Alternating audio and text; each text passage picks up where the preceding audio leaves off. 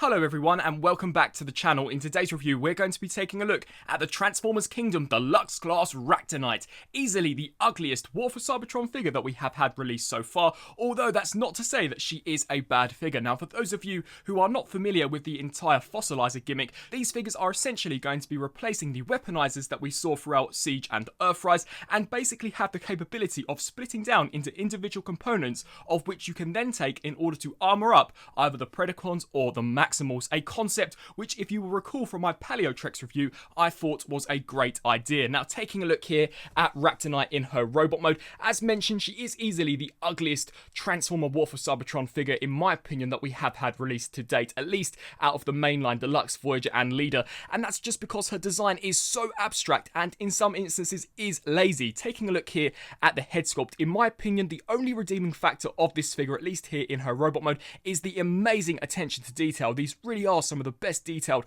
War for Cybertron figures that I personally have ever seen, and upon seeing some official images of this character, Age of Extinction popped into my mind immediately, as this really does resemble something that we would see from the Bayverse. You can see that as far as the sculpt and paintwork is concerned here for the head, I think this here looks marvellous.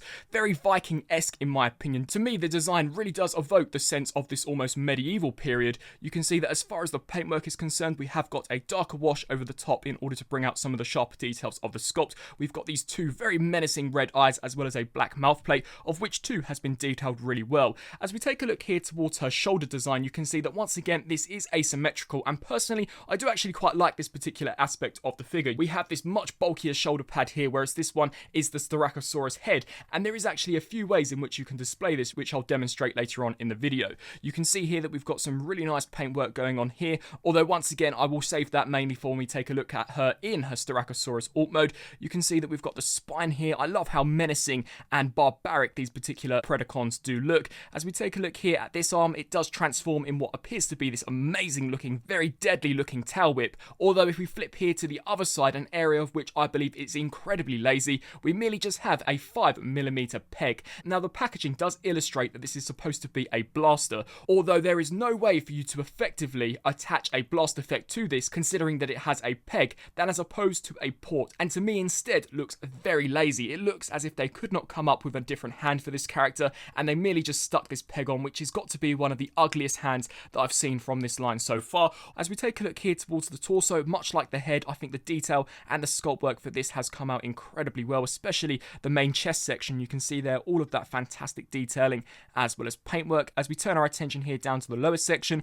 the crutch plate too is very jagged as far as its design is concerned, with once again a really nice black wash applied over the top, and I really do love the overall bone motif that these figures do present. It does look very authentic in my opinion, especially as far as the proportions and the accuracy to what a real fossil would look like if it was to be formed into this giant barbaric looking robot. You can see there for the toes we've got some exceptional sculpt work, as well as once again that dry brushing effect, and as we spin around here to the back, we've got this fantastic spinal section, which too has come out really nicely, and I am happy to report that for the most part all of the spikes have been made out of a solid hard plastic. It is merely only the horns of the Styracosaurus mode as well as the tail whip which have been made out of a slightly more pliable material. As far as articulation is concerned, she does have a great range here for the head, so this can look up as well as look down. It can also tilt side to side. We do also get a full 360 rotation. The arms here can rotate the full 360, and if you wish to disengage the transformation joint, you are able to hinge this arm all the way out. We do get a rotation here at what I presume is the bicep,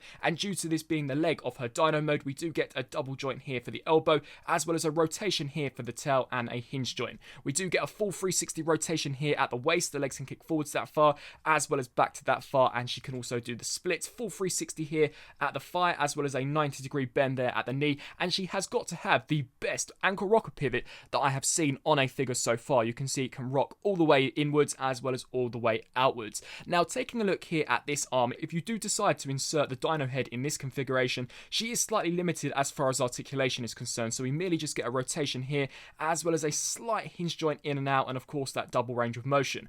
I personally like to disengage this section here, take the mouth and bring this all the way forward, which will then expose the port. We can then take the hand, I like to tab the forearm into that port, flip it around, and then snap this here into the side of the arm. In my opinion, this looks so much better. Of course, it will be up to your own personal preference, but if you do decide to display her like this, it does allow for a much greater range of motion here, hinging out, which I personally do believe is the superior configuration when compared to what the box art does suggest you do. So overall, as far as robot mode is concerned, despite her design personally not being my cup of tea, especially as far as this very lazy hand is concerned, the detail and the paintwork for the most part has come out really nicely. It's just that if they could have found a way to perhaps engineer a hand or a claw onto this, I probably would not have had nowhere near as much of an issue with it as I do with the hand just being a peg. Here for a War for Cybertron Kingdom Predacon size comparison, we have Ractonite compared next to the only other deluxe fossilizer that we have so far, that being Paleotrex, and of course two more conventional original Beast Wars characters, Megatron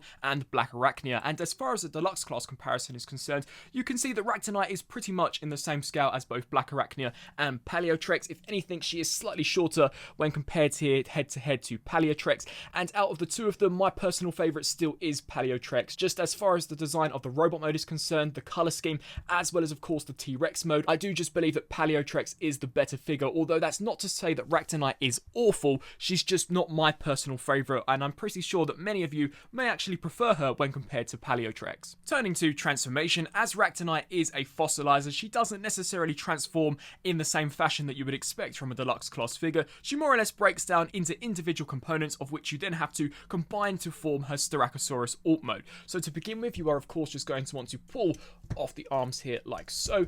I would then recommend detaching the arms, or the legs I guess. Take this port here and you're going to want to lock this into her jaw. It does actually tab into place so that when you do manipulate the jaw around, the peg does stay hidden and doesn't look too obtrusive. We can set that there off to the side, detach the torso from the lower crotch, and for this region you can actually leave this entire assembly here combined. We're then going to want to remove the tail and then come here to this arm and also remove that. We can extend this section here all the way out. You're going to want to take her face here, apply some pressure to this peg so that it does not flip up, and basically just collapse her faceplate. What we can then do is take the Styracosaurus alt mode head and peg that into this slot just like this. We can then take this region, snap this here into the back, and you can see how we do have a tab that will peg into a port here at the top.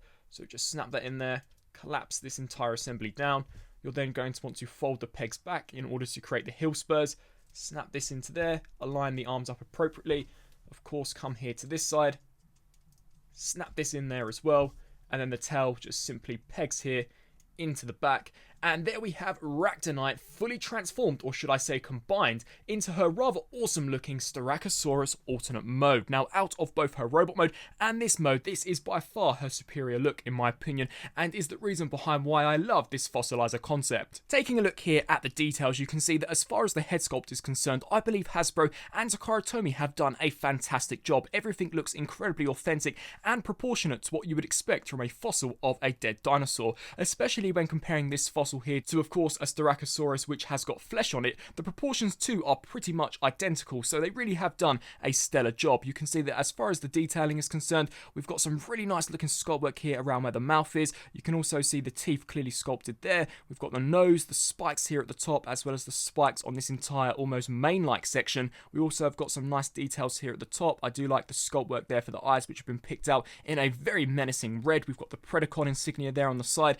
As we spin around here to the back, you can once again see that same ribcage detailing as well as spinal detailing that we saw in the robot mode. I believe the legs, as far as their proportions and sculpt work is concerned, have too come out really well. And when you do take into account how awesome she looks here in her alternate mode, the lack of a hand in her robot mode is almost forgivable. Almost. I do believe that they could have utilized some of these spikes here in order to create a hand, but nevertheless, as far as the detail in this mode is concerned, I believe they did a very nice job, especially with the paint and colorization here to this piece. I maybe would have liked to have seen a very similar tone here for this. As you can see, this is more white as far as the plastic is concerned than as opposed to the grey-like plastic that we get here with this piece, but nevertheless, it still does look really awesome in my opinion. And once again, you can see how the grey tail unfortunately does go into a white piece, which I would have liked to have seen in a more darker grey plastic. As far as her articulation is concerned, we do get a hinge joint here at the head, which can look up and down. This can of course swivel left to right. The jaw is able to open and close. We do get a full 360 360 rotation here at the top of the shoulder,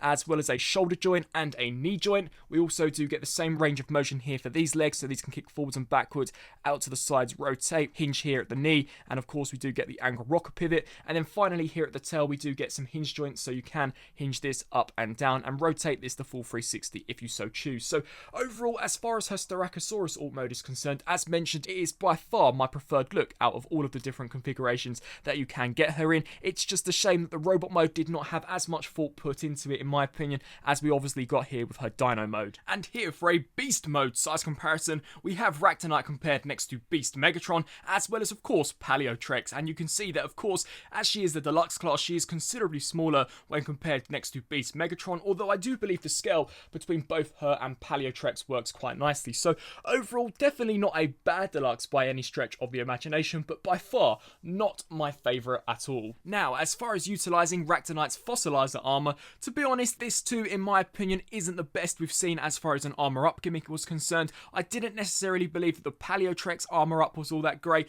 and unfortunately here for Ractonite, some of the ways they show using her parts in order to armour characters up, in my opinion too, looks incredibly lazy. For example, one of the suggestions is merely just to take the dino head here and peg it into Huffer's arm, which I think is ridiculous, so I personally shan't be doing that, although there is one configuration which I actually found to be rather clever. So to showcase this, you are going to want to separate this region, detach all of this here, pull off the arms. You're going to want to take this entire torso piece and actually bring this here all the way forward until it clicks into place. What we can then do is take the legs here, disengage those. You're going to want to ensure that one is stuck on. We can lift this up. You'll then want to take this leg here, pull it off and reverse it around just like so. This will then allow you to take the 5mm port that we have here at the top and peg it here into this slot. Now once that's done, we can take the shoulder piece, and much like if we were going into her robot mode, you're going to want to compress this here, take this tab and port this here into this slot, take this spine piece, wrap this over the top, and here we have what appears to be this very awesome, almost Psyche-like weapon. This looks fantastic, very, very awesome in my opinion. You can see that as far as the overall design is concerned, this is by far one of the best configurations that I personally have ever seen, and out of all of the configurations that the instructions showcase, this has got to be my personal favourite. Now, of course, as we have Huffer here, who is only a deluxe, this is more than likely going to topple him completely over. I did try and insert this into Optimus Primal's hand. However, due to the nature of Optimus Primal's hand design, the thumb is slightly too obtrusive, and unfortunately the peg isn't long enough to actually grasp it in there. Although you can take Beast Megatron, and Beast Megatron here can hold it a little better when compared to Optimus Primal. So you can just see how it barely grasps in there. It is a shame that the peg is nowhere near as big as I would have liked it to have been. But as far as armouring up some of the Predacons and Maximals, this is by far the best configuration that I have come up with, and Megatron looks wicked using this weapon. So some final thoughts here for Kingdom Ractonite. Of course, as you could probably guess from this review, she is by no stretch of the imagination the highlight out of this line, and out of all of the figures that I've taken a look at so far, she is probably the weakest. The robot mode, in my opinion, is average at best. The only real redeeming factor of it is the incredible detail and the paintwork. As far as how it all actually comes together, I cannot forgive the fact that they did not give her a second hand. I do quite like how they used the towel in order to create her right arm, but I'm pretty certain they could have taken some of the spikes from her Styracosaurus head and created some form of mace weapon out of that, or just something, in order to give the character a hand which wasn't just a 5mm peg. I also do believe that the way in which some of the joints do peg on are slightly awkward looking. As we take a look at her in her dino mode, that is by far, in my opinion, the best out of the mode and can almost redeem any of the issues that I had with her in robot mode. The proportions in dino mode, in my opinion, are almost exactly what they believe a real Styracosaurus would look like. The fossilizer armor up gimmick, in my opinion, has never really worked all that well so far.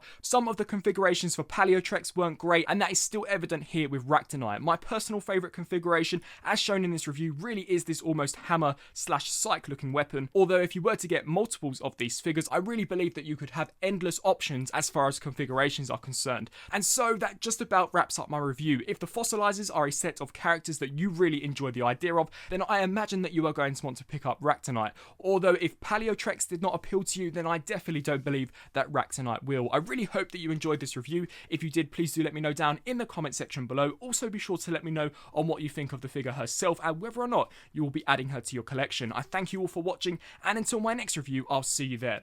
Thanks for watching.